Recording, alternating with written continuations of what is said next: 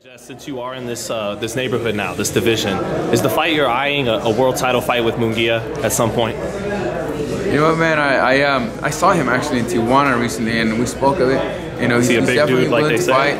He's about an inch taller than me. That's it? Yeah, an inch. That's the height advantage that he has on me. Maybe an inch and a half.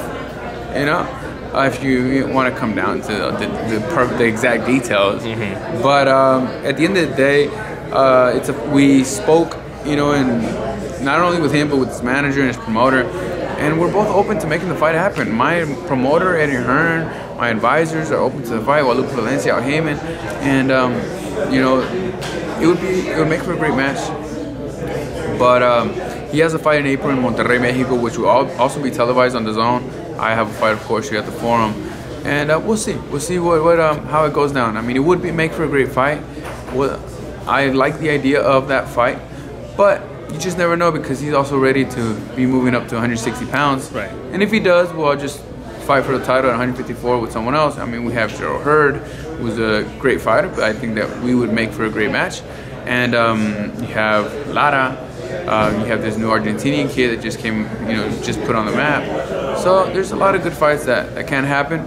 We have several options, and it's going to be a good year of boxing. But how do you think, if the fight did happen this year, so how do you think you would beat Munguia? And do you think his experience is something? I think my experience will definitely be something to my benefit. Mm-hmm. You know, that will be a huge advantage. I've been in this game for a long time, and I think that'd be a big advantage and help me get the victory. But at the end of the day, I respect Munguia. I like him. He's a good guy. You know, just keep in mind that this is a sport, and we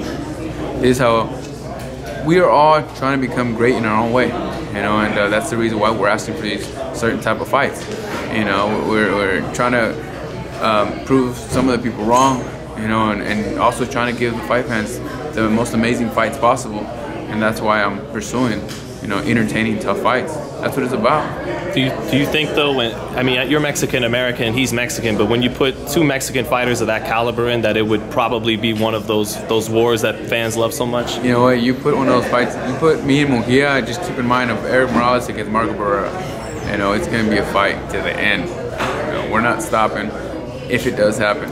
But if not, no matter what, you know, I like the kid. Mm-hmm. He's a good guy.